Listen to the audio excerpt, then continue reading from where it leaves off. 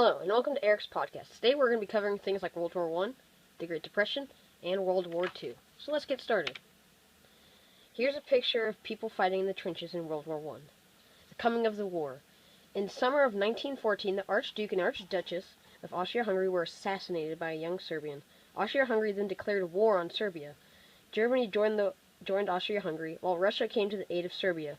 Soon, other alliance members honored their agreements, and Europe was at war. At first, the United States followed the policy of neutrality. America enters the war. In March 1917, several American cargo ships in the Atlantic Ocean were struck by German submarines. President Wilson asked Congress for a declaration of war, which came in April. In May 1917, Congress passed a law to begin drafting young men into the armed forces. Of the 4 million Americans who served in World War I, some 100,000 were from Georgia. Georgia's role in World War I. One of Georgia's biggest roles was Atlanta's Fort McPherson. It was created in 1889, and it became the center for training recruits and draftees, as well as housing German prisoners of war, or POWs. Atlanta's climate and excellent rail access promoted military authorities to build other training facilities, such as Camp Gordon. Over 230,000 American soldiers would train there before the war's end. Now let's get into the Great Depression. The Great Depression started on Black Tuesday, the day the stock market crashed in the USA. The stock market crash on October 29, 1929, Black Tuesday, hit Wall Street as investors traded some 16 million shares in the New York Stock Exchange. Billions of dollars were lost. Other things that contributed to the Great Depression were a drought.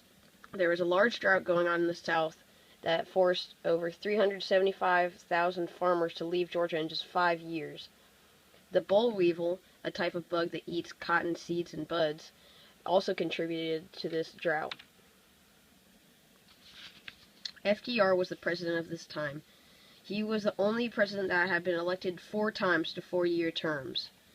He was stricken with polio in 1921. He became the 32nd U.S. president in 1933. Roosevelt led the United States through the Great Depression and World War II. They greatly expanded the powers of the federal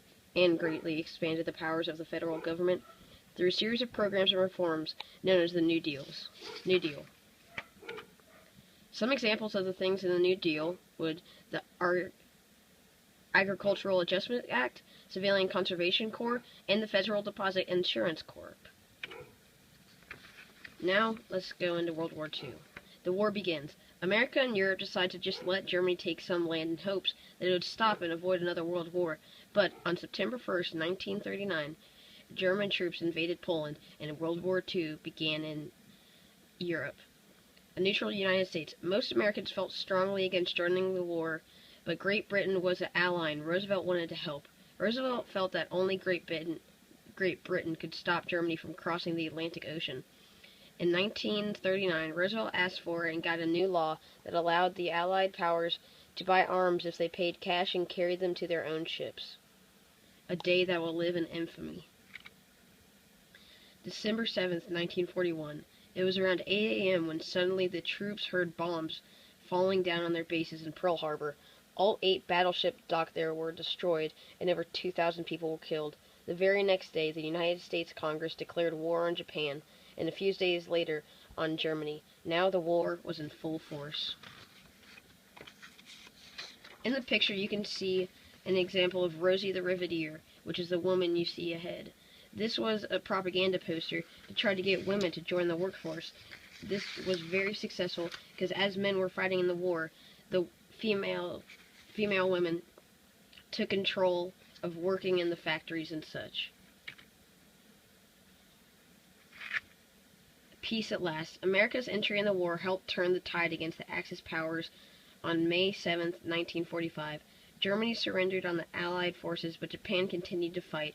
On August 6, 1945, a B-29, known as the Enola Gay, dropped the first atomic bomb on Hiroshima, Japan, killing 80,000 civilians.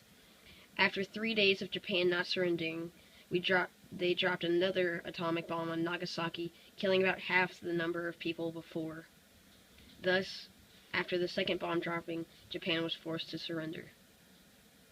Thank you guys for watching. Hope you learned something.